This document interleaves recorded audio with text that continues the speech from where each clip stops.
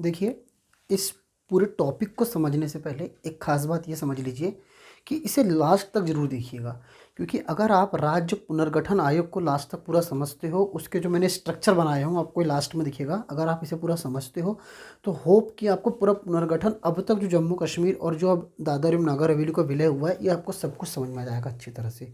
आप इसे ध्यान से समझिएगा बस।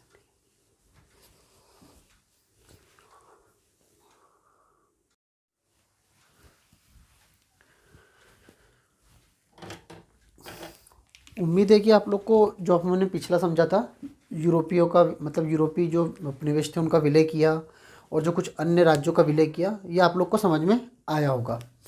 अब अपन समझते हैं आगे कुछ तार्किक आधारों पर राज्यों का पुनर्गठन। अब इसमें हम सब कुछ समझेंगे कि अल्पसंख्यकों के लिए क्या अधिकार दिए गए थे, मतलब राज्यों का गठन कैसे हुआ फिर उस समय, और उसका क्या क्या कारण थे। एक छोटी सी पृष्ठभूमि को लेकर चलते हैं, ठीक है। पृष्ठभूमि से वित्तीय है कि जैसे देखो, जब ब्रिटिश थे भारत में तो उन्होंने जिस तरह से राज्यों का गठन किया था, मतलब एक तो उनकी सोची समझी साजिश थी। उसके बाद उनके द्वारा जो राज्यों का गठन किया गया वो उन्होंने अपनी सुविधाओं को देख के किया, ना कि राज्य की लोक संस्कृति को देख के किया उन्होंने। अब इसमें क्या हो रहा था कि जो राज्य में लोक संस्कृति को नहीं देखा उन्होंने, ना तो उन्होंने हमारे वहाँ के समाज को समझा, उसके आधार पर बेमेल तरीके से उन्होंने राज्यों का गठन किया, जिसमें बहु लोक संस्कृति बहुभाषी लोग रहते थे जो मेल नहीं खाते थे। और कहीं कहीं तो ऐसा भी होता था कि कई देशी राज्य उसमें बीच में आ जाते थे, कई रियासतें ऐसी थी जो उसमें बीच में आ ही जाती थी। तो आज़ादी के समय से राज्य के पुनर्गठन का एक मुद्दा शुरू से चला आ रहा था, जिसे कांग्रेस ने समय समय पर उठाया भी था। और कांग्रेस इस बात के लिए हमेशा कटिबद्ध रही थी कि जो राज्यों का गठन होगा वो कैसा होगा, भाषाई आधार पर किया जाएगा। जैसे 1919 में जब जनता ने एकदम राष्ट्रीय आंदोलन में एकदम बढ़ चढ़कर हिस्सा लिया था, तब पूरे के पूरे जो क्षेत्रीय काम हो रहे थे क्षेत्रीय भाषाओं में हो रहे थे, ठीक है। 1921 में तो कांग्रेस ने अपना एक संविधान संशोधन कर दिया, अपने अपने संविधान में संशोधन किया। मतलब उन्होंने संशोधन यह करा कि क्षेत्रीय आधार पर जो भी काम होगा क्षेत्रीय भाषा में किया जाएगा। उन्होंने इस तरह का कुछ संशोधन किया। लेकिन आज़ादी के बाद ना स्थितियाँ बदल गई थी। जैसे भारत दो भागों में विभाजित हो चुका था, ठीक है। तो और उसके ऊपर से भारत के सामने प्रशासनिक, आर्थिक, सामाजिक ये सब विकास का मुद्दा था। तो उन्होंने कांग्रेस का ये कहना था या सरकार का ये कहना था कि कुछ समय के पश्चात, अभी की स्थिति को ध्यान में रखते हुए कुछ समय के पश्चात हम भाषाई आधार पर राज्य का गठन कर सकते हैं, लेकिन ये अभी करना सही नहीं है, क्योंकि उसी समय लगभग दर आयोग की रिपोर्ट आ चुकी थी 1948 में। तो इसी आधार पर जब उन्होंने यथास्थिति को देखा और उन्होंने ये समझा कि इस आधार पर राज्य गठन नहीं किया जाना चाहिए, फिर भी उन्होंने कुछ एक आधार रखे। जैसे उस समय उन्होंने कितने आधार में 4 भागों में बांट दिया था। 4 राज्य थे, क, ख, ग और घ। जैसे क में क्या रखा उन्होंने, क में उन ब्रिटिश प्रांतों को रखा था जो उस समय ब्रिटिश के अधीन थे, मतलब वे राज्य थे जो ब्रिटिश सरकार के अधीन काम करते थे। ख में उन्हें बड़ी रियासत रखी, ग में छोटी रियासत रखी, और घ में उस समय की स्थिति को देखते हुए अंडमान निकोबार को रखा। और साथ ही साथ ये एक अर्जित क्षेत्र के रूप में था कि जो भी क्षेत्र को अर्जित किया जाएगा उसे कहाँ रखा जाएगा, घ में रखा जाएगा। जैसे कि उस समय के भाग भी थे, भाग 6, 7, 8 और ये भाग 9, उस समय की ये स्थिति थी, ठीक है। बड़ी रियासत में क्या था, त्रावणकोर, जम्मू कश्मीर, हैदराबाद, ये सब बड़ी रियासत में था। छोटी रियासत में भोपाल हो गया, दिल्ली हो गया, बिहार कुछ हो गया, ये सब जो थे अपना छोटी रियासत थे, और इसमें अंडमान निकोबार को रखा था, ठीक है। अब इसी समय आज़ादी के समय जब संविधान का निर्माण हो रहा था, इसी समय दर आयोग का गठन हुआ। तो दर आयोग ने अपनी जो रिपोर्ट दी 1948 में, दर आयोग कब आया था, 1948 में। तो दर आयोग ने अपनी रिपोर्ट क्या दी, दर आयोग ने कहा कि भाषाई आधार पर अभी राज्यों का गठन किया जाना संभव नहीं है, क्योंकि हमें कहीं ना कहीं आर्थिक और राजनीतिक विकास की ओर ज़्यादा ध्यान देना चाहिए, मतलब देश के सुदृढ़ीकरण पे हमें ज़्यादा ध्यान देना चाहिए। इसलिए उन्होंने क्या कहा कि भाषाई आधार पर इसका गठन नहीं किया जाना चाहिए। इसका विरोध खास तौर पर कहाँ हुआ, इसका विरोध हुआ खास तौर पर साउथ में, साउथ के राज्यों ने इसका विरोध किया। जैसे जो तेलंगाना वाला हिस्सा था, तेलुगु भाषी वाला जो हिस्सा था, तेलुगु भाषी की मांग लगभग आज़ादी के 50 साल पहले से ही चली आ रही थी। फिर इसके बाद जब इसका विरोध हुआ तो फिर एक समिति का गठन किया गया, JVP समिति, ठीक है। इसके सदस्य कौन कौन थे, इसके सदस्य थे पंडित जवाहरलाल नेहरू, सरदार पटेल और पट्टाभी सीता रमैया, ठीक है। इन तीनों को इसका सदस्य बनाया गया। इन तीनों ने भी इस रिपोर्ट में यही कहा कि हाल फिलहाल की स्थिति को देखते हुए देखो, हम इन्होंने एक चीज़ ये कही कि हम राज्यों के पुनर्गठन के लिए भाषाई आधार पर राज्यों के पुनर्गठन के लिए प्रतिबद्ध है, ये बिल्कुल करेंगे, लेकिन अभी ना करके कुछ समय के पश्चात किया जाएगा ये काम। इन्होंने कहा कि अभी राज्य का सुदृढ़ीकरण बहुत ज़रूरी है, तो उसे आधार रखा जाएगा। इस बात का जब विरोध हुआ तो इस बात का एक व्यापक विरोध हुआ, और विरोध के समय जब 1952 में पहले आम चुनाव हुए तो इस आम चुनाव में जो तेलुगु भाषी वाला क्षेत्र था, यहाँ पे कांग्रेस को बहुत बुरी हार मिली। मतलब 140 में से सिर्फ 43 सीटें, जो तेलुगु भाषी की 140 सीटें थी, उसमें से सिर्फ 43 सीटें कौन जीती? कांग्रेस जीती। जबकि कम्युनिस्ट पार्टी 60 सीटें पर लड़ने के बावजूद भी 40 सीटें जीत चुकी थी। कुछ इस तरह का विरोध हुआ और यहाँ पे भाषाई आधार को अभी भी मान्यता नहीं दी गई। इसी समय कांग्रेस के एक दिग्गज नेता, स्वतंत्रता सेनानी श्री पोट्टी रामल्लू, है ना, मतलब पोट्टी रामल्लू, इन्होंने अनशन करा और अनशन के 98 दिन इनकी क्या हो गई? मृत्यु हो गई।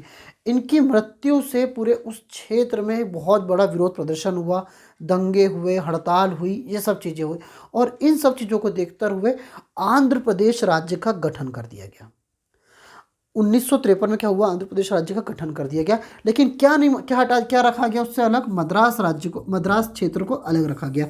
और इसी बात की अनुशंसा किसने भी दी थी? जेवीपी समिति ने। इन्होंने कहा था कि अगर आप चाहो तो आंध्र प्रदेश का गठन किया जा सकता है, लेकिन मद्रास क्षेत्र को छोड़कर।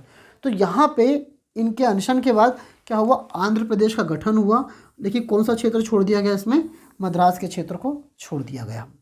देखिए, नेहरू जी भाषाई राज्यों के समर्थन में थे, लेकिन वो समय को देख रहे थे, टाल रहे थे, कुछ इस तरह से कर रहे थे। फिर इसके बाद एक समिति गठन हुआ, राज्य पुनर्गठन आयोग बना जिसके तहत, और इस समिति के सदस्य कौन कौन थे?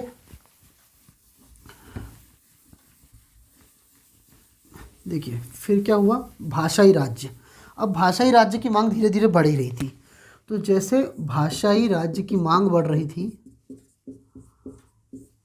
ठीक है, तो भाषाई राज्य की मांग को देखते हुए एक समिति का गठन हुआ, ठीक है, और इस समिति की सिफारिश पर आया राज्य पुनर्गठन आयोग। कौन कौन सदस्य थे? फजल अली, के एम पणिक्कर, और एक थे हृदयनाथ कुंजरू। ठीक है, ये 3 इसके सदस्य थे। अनुशंसा क्या दी? देखो, इन्होंने अलग अलग अनुशंसा दी। सबसे पहली बात उन्होंने कहा कि किसी भी राज्य को भाषाई आधार पर घोषित नहीं किया जा सकता, क्योंकि ऐसा संभव ही नहीं है कि किसी एक राज्य में एक ही भाषा के लोग हो। सबसे पहली बात तो इन्होंने ये कह दी। दूसरी बात इन्होंने क्या कही कि ये जो हमने आधार रखा है ABCD, इसको क्या करो आप? समाप्त करो। ABCD के आधार को क्या कर दिया जाए? समाप्त कर दिया जाए। दूसरा इन्होंने कहा कि एक रूपता होनी चाहिए, तो हमने 2 चीज़ें रखी। क्या? एक तो स्टेट और एक यूटीज, 2 चीज़ें कही। तीसरी चीज़ इन्होंने कही कि देखिए, यदि अल्पसंख्यकों, मतलब कि यदि किसी राज्य में 70% से अधिक, यदि किसी राज्य की 70% से अधिक एक भाषी वाले लोग हैं, तो उसे एक भाषी राज्य का दर्जा दिया जा सकता है। क्या कहा? कि 70% से अधिक अगर एक भाषी वाले लोग हैं तो उसे क्या का दर्जा दे सकते हो आप? एक भाषी राज्य का दर्जा दे सकते हो।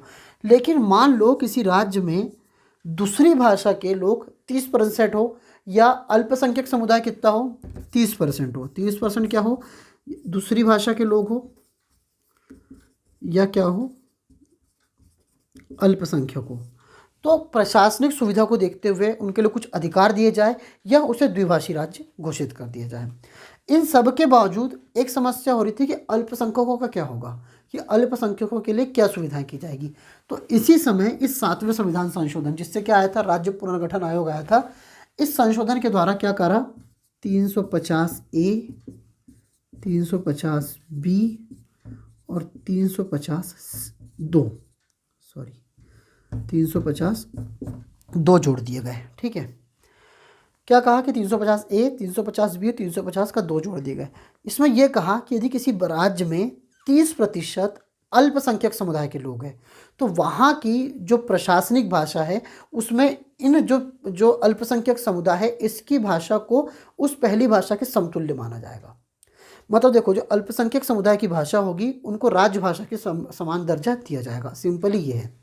दूसरा इन्होंने क्या कहा कि यदि मान लो किसी राज्य में 15 से 20% अल्पसंख्यक समुदाय है तो वहाँ पे जो भी सरकार के आदेश निर्देश जो भी पारित होंगे वे दोनों भाषा में होना चाहिए। मतलब जो अल्पसंख्यक समुदाय की भाषा उसमें भी होना चाहिए। एक चीज़ और ये कही उन्होंने कि अल्पसंख्यक समुदाय को यहाँ इस राज्य में मतलब कि सरकार के लिए कोई कामकाज हो तो उसमें दोनों भाषा का इस्तेमाल किया जा सकता है। कुछ इस तरह के अधिकार दिए गए। और ये सब चीज़ें होने के बाद ये कहा गया कि क्या होगा, देखिए एक तो चीज़ क्या कही कि 16 राज्य होंगे और 3 क्या होंगे, यूटीज होंगे। 16 राज्य और 3 यूटीज। एक चीज़ ये कही गई कि हैदराबाद और विदर्भ को भी इसमें रखा गया। लेकिन ऐसा हुआ नहीं। हुआ क्या, बनाया कितने गया, 14 राज्य बनाए गए और 6 क्या बनाए गए, यूटीज। 3 यूटीज कौन कौन से थे इस समय, दिल्ली था, मणिपुर था और एक और क्या था बता देता हूँ मैं आपको।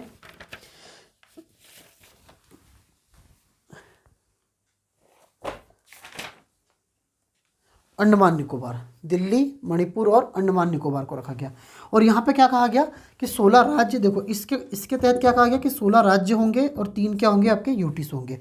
हैदराबाद और विदर्भ को भी इसकी श्रेणी में रखा गया। लेकिन ये दोनों नहीं बनाया गया। क्या बनाया गया, 14 राज्य और 6 यूटीज। और साथ ही साथ क्या, इधर पंजाब और इधर बम्बई द्विभाषी राज्य के लिए घोषित किए गए। अब समझिए, मतलब कि इनको ये कहा गया कि इनको अब द्विभाषी राज्य बनाया जा सकता है, इसके अंतर्गत ये कहा गया था। और इसमें बनाए कितने गए थे, 14 राज्य बनाए थे और 6 यूटीज बनाए थे। तो 7वें संशोधन के तहत क्या क्या हुआ, जो आपका संविधान का 7th कॉन्स्टिट्यूशन अमेंडमेंट 1956 था। इसके सदस्य ये थे, इसने अपनी रिपोर्ट कब दी थी, अक्टूबर 1956 में दी थी। गठन कब हुआ था इसका, 1953 में हुआ था। ठीक है। इसके तहत क्या किया गया, भाग 7 और 8 को समाप्त कर दिया गया। 7 और 9 को क्या कर दिया गया, समाप्त कर दिया गया। भाग 6 और 8 राज्य और यूटीज बना दिए गए। अल्पसंख्यकों को इन्होंने कुछ अधिकार दिए गए। और क्या जोड़ा इसके साथ, इसमें इन्होंने 350 का A, B और 2 ये सब जोड़ दिया गया। अब समझते हैं हम एक चार्ट के माध्यम से कि राज्य का गठन किस किस तरह से हुआ था। देखिए अब ये इसका एक चार्ट है, समझते हैं। पहले तो देखिए इसमें क्या क्या है, वर्ष क्या हुआ, घटना में क्या हुआ, मतलब राज्य बना कि यूटीज बना, फिर उस कितने राज्य और कितने यूटीज। तो सबसे पहली बात तो ये कि हमने जो देखा, राज्य पुनर्गठन आयोग 1956 में आया। तो 1956 में क्या आया, राज्य पुनर्गठन अधिनियम। कितने राज्य हुए, 14 राज्य बनाए गए और 6 क्या बनाए गए, यूटीज। मांग की गई थी 16 राज्य और 3 यूटीज की, लेकिन बनाए कितने गए थे, 14 राज्य और 6 यूटीज बनाए गए। सबसे पहले क्या हुआ, 1960 में बम्बई पुनर्गठन अधिनियम आया। बॉम्बे पुनर्गठन अधिनियम आया तो उससे 2 राज्य बने, एक बना महाराष्ट्र और एक बना गुजरात। तो पहले राज्यों की संख्या 14 थी तो उसमें बम्बई भी था, तो एक राज्य और क्या बढ़ गया, गुजरात। बॉम्बे का नाम क्या हो गया, महाराष्ट्र हो गया। तो राज्य कितने हो गए, 15 और यूटीज 6 के 6। अगला क्या बना, 1961 में 10वां संविधान संशोधन, कॉन्स्टिट्यूशन अमेंडमेंट, 10वां संविधान संशोधन। हमने देखा दादर एवं नागर हवेली को मिलाया गया था, तो इसके तहत क्या आया, दादर एवं नागर हवेली क्या बनाया गया उसे, यूटीज। तो 15 के 15 राज्य है और 7 क्या हो गए, यूटीज हो गए। फिर 1962 का 12वां संविधान संशोधन। 12वें संविधान संशोधन के तहत क्या आया, गोवा और दमन दीव। देखो गोवा और दमन दीव को क्या बनाया गया, यूटीज बनाया गया। इनको पहले एक में ही रखा गया था, ठीक है, गोवा दमन दीव एक ही यूटीज थे पहले। तो 15 राज्य और 8 क्या हो गए आपके, यूटीज हो गए। फिर इसके बाद क्या आया, 1962 में 13वां संविधान संशोधन, जिसमें से असम एक बहुत बड़ा स्टेट था। असम में से क्या निकाल के बनाया गया अलग से, एक नागालैंड। तो 15 कितने राज्य हो गए, 16 और 8 क्या है आपके, यूटीज है। फिर इसके बाद है आपका क्या, 1962 में ही एक संशोधन और हुआ, 14वां संविधान संशोधन। किसे मिलाया गया, पांडिचेरी को। पांडिचेरी को मिलाया तो राज्य तो आपके कितने हैं, 16 के 16। ये नागालैंड हुआ था तो 16 हो गए थे, और यूटीज कितने बढ़ गए, एक आपके 9 हो गए यूटीज। फिर आया आपका 1966 में 18वां संविधान संशोधन। इस 18वें संविधान संशोधन के तहत क्या हुआ, पंजाब राज्य से पंजाब राज्य बनाया, एक हरियाणा राज्य बनाया और एक चंडीगढ़ को यूटीज बनाया। तो देखो पंजाब था 16 राज्यों में, तो एक तो पंजाब ही है, दूसरा इससे एक पृथक होकर क्या बना, हरियाणा राज्य बना। तो राज्यों की संख्या कितनी हो गई, 17 हो गई। एक और क्या बना इसी में से, चंडीगढ़ को यूटीज बनाया, तो यूटी संख्या कितनी हो गई, 10 हो गई। ठीक है, अब इसके आगे समझते हैं इसके आगे का। देखिए आगे क्या है इसमें, अब 1970 में क्या हुआ, हिमाचल प्रदेश के लिए आया। हिमाचल प्रदेश को यूटी से क्या बना दिया, स्टेट बना दिया। मतलब जो 17 राज्य थे और 9 यूटीज थे, मतलब कि 10 यूटीज थे, सॉरी, जो 17 राज्य और 10 यूटीज थे, तो वहाँ पे अब यूटीज की संख्या कितनी हो गई, 9 हो गई, और राज्यों की संख्या कितनी हो गई, 18 हो गई। ये हुआ। ये थोड़ा सा डिफिकल्ट है, इसे थोड़ा सा आसानी से समझिएगा, है ना। 1971 में आया उत्तर पूर्व पुनर्गठन आयोग। अब इसमें हुआ क्या, देखो सबसे पहले तो ये समझो कि जो मणिपुर और त्रिपुरा है, इसको यूटी से क्या बना दिया, स्टेट बना दिया। जैसे ही मणिपुर और त्रिपुरा को यूटी से स्टेट बनाया, तो मतलब यूटी की संख्या कितनी हो गई, अब यूटीज हो गए आपके 7, और राज्य कितने हो गए आपके अब यहाँ पे 23। ठीक है, सॉरी, राज्य कितने हो गए आपके अब यहाँ पे 20। देखिए ध्यान से समझना, मणिपुर और त्रिपुरा को यूटी से स्टेट बना रहे, तो अभी यूटी कितने हैं, 9 है, राज्य 18 है। तो यूटी से 2 स्टेट बनेंगे तो राज्य कितने हो गए आपके, मतलब कि राज्य हो गए आपके 18 से 20, और यूटीज कितने हो गए आपके, 9 में से 2 गए तो 7। असम से मेघालय को, देखो मेघालय क्या था, state with in state, state with in state, मतलब राज्य के अंदर राज्य का दर्जा। जो कहते हैं ना ऑटोनोमस सिस्टम में तो कुछ अधिकार दिए जाते हैं, लेकिन एक राज्य के रूप में रहता है, वैसे ही था ये। तो असम में से क्या हटा दिया, मेघालय। मेघालय को क्या बना दिया, एक राज्य बना दिया। तो मेघालय को राज्य बनाया, तो राज्यों की संख्या अब कितनी हो गई यहाँ पे, 21 हो गई। साथ ही साथ अरुणाचल प्रदेश और मिजोरम, इसको क्या बना दिया, यूटीज बना दिया। तो जब अरुणाचल प्रदेश और मिजोरम फिर 2 यूटीज बन गए, तो यूटीज की संख्या कितनी हो गई यहाँ पे, 9। तो देखिए 18 राज्य थे पहले, अब राज्य हो गए आपके 21, और ये हो गए आपके 9। एक ब्रीफ देख लीजिए, मणिपुर त्रिपुरा 2 यूटीज थे, इनको राज्य बनाया, तो यूटीज 9 से 7 हुए, राज्य 18 से 20 हो गए। असम में से मेघालय को राज्य बनाया, तो राज्य हो गए 21, और साथ ही साथ अरुणाचल प्रदेश और मिजोरम को यूटीज बना दिया गया, तो यूटीज की संख्या फिर से कितनी हो गई, 9। ठीक है, आगे समझते हैं। 1974-75 में 35वां और 36वां संविधान संशोधन, जो हमने सिक्किम का मामला पढ़ा था। सिक्किम नया राज्य बना, 21 से 22 हो गए, 9 यूटीज। फिर उत्तर पूर्व पुनर्गठन अधिनियम 1986, ये जो अरुणाचल प्रदेश और मिजोरम, इसको क्या बनाया था, यूटीज, इसको क्या बना दिया, स्टेट। 9 से 7 यूटीज हो गए अब, क्योंकि 2 यूटीज हट गए, और राज्य कितने बढ़ गए अब 2, तो कितने हो गए ये 24 हो गए। 1987 56वां संविधान संशोधन, देखिए हमने 12वां संविधान संशोधन देखा था, उसमें गोवा और दमन दीव को एक साथ रखा था। तो अब क्या करा, 56वां संविधान संशोधन लाए, गोवा को यूटी से क्या बना दिया, राज्य बना दिया, और दमन दीव को क्या रहने दिया, यूटी से रहने दिया। तो राज्य कितने हो गए आपके 25 हो गए, और यूटीज कितने हो गए 7 के साथ। फिर आया सन 2000 मध्य प्रदेश, उत्तर प्रदेश और बिहार पुनर्गठन अधिनियम। 3 नए राज्य, मध्य प्रदेश से पृथक होकर छत्तीसगढ़ बना 1/11/2000 को, उत्तर प्रदेश से पृथक होकर उत्तराखंड बना 9/11/2000 को, और बिहार से पृथक होकर झारखंड बना 15/11/2000 को। तो राज्यों की संख्या हो गई आपके 28, और यूटीज आपके कितने हैं 7। इसके आगे समझते हैं अपन, अब कुछ 2-3 रह गए अब बस। देखिए अब अंतिम 3 है, आंध्र प्रदेश, जम्मू कश्मीर और दादर एवं नागर हवेली।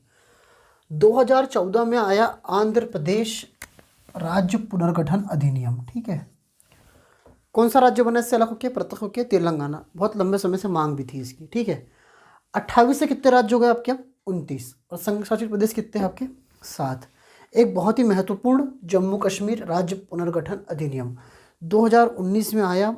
ये लागू कब से हुआ, ये लागू हुआ है 31 अक्टूबर 2019 से लागू हुआ है ये। ठीक है, इससे पृथक होकर 2 यूटीज, एक लद्दाख और एक जम्मू कश्मीर बना दिए गए। तो राज्यों की संख्या तो 28 ही है, 28 हो गई, जम्मू कश्मीर हट गया, और यूटीज कितने हो गए आपके 9। देखिए इसकी ना कहानी बहुत अलग है, ठीक है। मतलब एक 1954 का आदेश, भी बहुत सारी घटनाएं, ठीक है। तो उन सब के लिए एक अलग से वीडियो की ही आवश्यकता होगी इनको अगर पूरा समझना है तो। हमें सिर्फ इतना ध्यान रखना चाहिए कि 2019 में क्या बना है अभी। ये बना है यूटीज 2 होगा, एक लद्दाख और एक जम्मू कश्मीर है। लागू कब से हुआ? 31 अक्टूबर 2019। यदि आप कहोगे तो मैं इसके लिए अलग से एक वीडियो बना दूंगा। इसके बाद है क्या, 2019 में दादर एवं नागर हवेली, इसको दमन दीव में विलय कर दिया गया। राज्यों की संख्या वही 28, लेकिन यूटीज कितने हो गए अब? 9 से कम होके एक 8। होप कि आपको ये पूरा स्ट्रक्चर और ये वीडियो पसंद आया होगा और समझ में भी आया होगा। Thank you.